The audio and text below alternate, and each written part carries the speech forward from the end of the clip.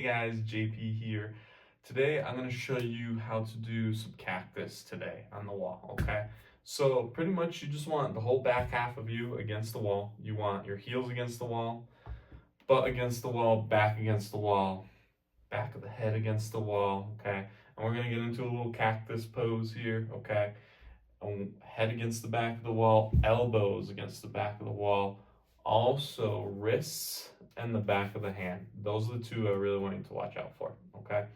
So start kind of nice neutral here, coming on up here as high as you can without letting your elbows or anything come off against the wall, and then slowly coming on down.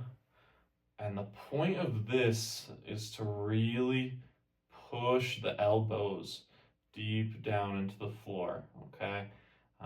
The forearm can be relatively straight. Doesn't really matter if it's here, here, here, as long as we're focusing on bringing those elbows down and back as much as possible. If you can do a little bit of a chin tuck too into the wall, even better, okay?